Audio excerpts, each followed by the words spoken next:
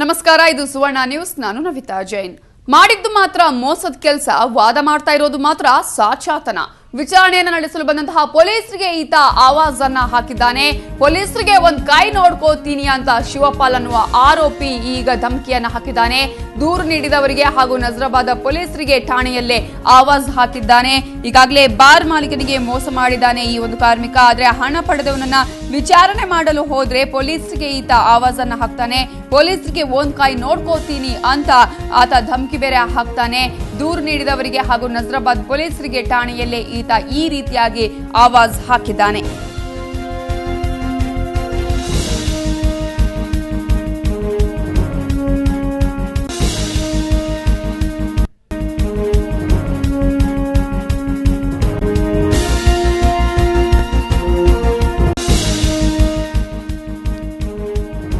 Bar ಮಾಲೀಕನಿಗೆ ಮೋಸ ಮಾಡಿದ್ದಾನೆ. ಆದ್ರೆ ಈ ಒಂದು ಮೋಸದ ಹಣವನ್ನ ಕೇಳೋಕೆ ಹೋದ್ರೆ ಆತ ಮಾತ್ರ ಅವರಿಗೆ ಆವಾಜನ್ನ ಹಾಕ್ತಾನೆ.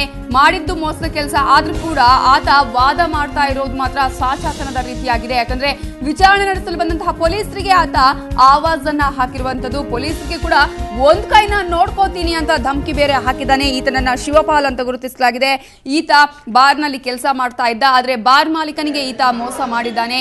ಈ ಹಿನ್ನೆಲೆಯಲ್ಲಿ ಹಣ ಪಡೆದವನನ್ನ ಪೊಲೀಸರು ವಿಚಾರಣೆ ಮಾಡೋದಕ್ಕೆ ಹೋದ್ರೆ ವಿಚಾರಣೆ ಮಾಡೋಕೆ ಹೋದಂತಹ ಪೊಲೀಸರಿಗೆ ಹಾಗೇನೆ ದೂರು ಕೊಟ್ಟಂತಹ ಮಾಲೀಕರ ಮೇಲೆನೆ ಈತ ಆವಾಜ್ ಹಾಕಿದ್ದಾನೆ.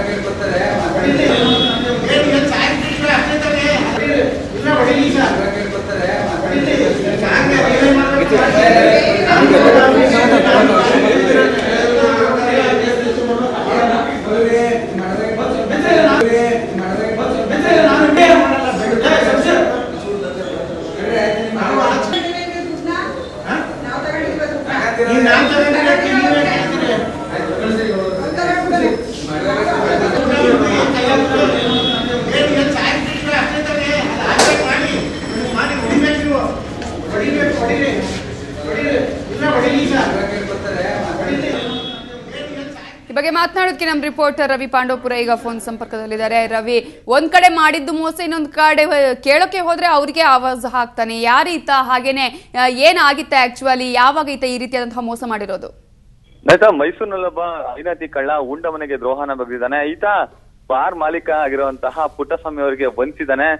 ಸೊ ಮೈಸೂರಿನ ರಮ್ಮನಹಳ್ಳಿ ಸಮೀಪ ಇರುವಂತಹ ಒಂದು ಬಾರ್ನಲ್ಲಿ ಈತ ಮಹಾದೇವ್ ಎಂಬ ವ್ಯಕ್ತಿ ಕೆಲಸ ಮಾಡ್ತಾ ಇರ್ತಾನೆ. ಕಳೆದ 4 ತಿಂಗಳ ಹಿಂದೆ ಆತ ತನ್ನ ಮಾಲೀಕನಿಗೆ ಈಗ ವಂಚಿಸಿದ್ದಾನೆ.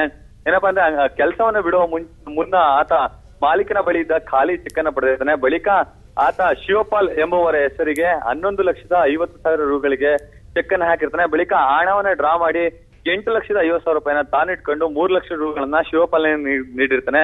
ಬಳಿಕ ಅವರಿಬ್ರು ಕೂಡ ನಾಪತ್ತೆ ಆಗಿರ್ತಾರೆ. ಈ ಸಂಬಂಧ ಬಾರ್ನ ಮಾಲೀಕ ಪುಟ್ಟಸ್ವಾಮಿ ಅವರು ಬ್ಯಾಂಕ್ ನಲ್ಲಿ ಹೋಗಿ ಚೆಕ್ ಮಾಡಿದಾಗ 11.5 ಲಕ್ಷ ರೂಪಾಯಿಗಳು ಈಗ ಲಪಡಾಯಿಸಿರೋದು ಗಮನಕ್ಕೆ ಬರುತ್ತೆ. ಈ ಸಂಬಂಧ ಅವರು ನಜರಾಬಾದ್ ಠಾಣೆಯಲ್ಲಿ ದೂರನ್ನ ದಾಖಲಿಸ್ತಾರೆ. ಈ ದೂರಿನ ಅನ್ವಯ ಪೊಲೀಸರು ಆರೋಪಿ ಶಿವಪಾಲ್ನನ್ನ ಕರೆತಂದು ವಿಚಾರಣೆ ನಡೆಸಿದಾಗ ತಾನು ಮಾಡಿದಂತಹ ತಪ್ಪನ್ನು ಒಪ್ಕೊಳ್ತಾನೆ. ಆದ್ರೆ ಈ ಸಂಬಂಧ ಪೊಲೀಸರು ಆತನ ಮತ್ತಷ್ಟು ತೀವ್ರ ವಿಚಾರಣೆಗೆ ನಡೆಸಿದಾಗ ನನಗೆ ಎಲ್ಲರಿಗೂ ಗೊತ್ತು, ನಾನು ನಿಮ್ನ ಒಂದು ಕೈ ನೋಡ್ಕೊಳ್ತೀನಿ, ನೀವು ಹೊರಗಡೆ ಬನ್ನಿ ಅಂತ ಹೇಳಿ ಆವಾಜ್ ಕೂಡ ಹಾಕ್ತಾನೆ. ಅದು ಪೊಲೀಸ್ ಸ್ಟೇಷನ್ ಅಲ್ಲಿ ಆ ರೀತಿ ಧಮಕಿಯನ್ನ ಹಾಕ್ತಾನೆ.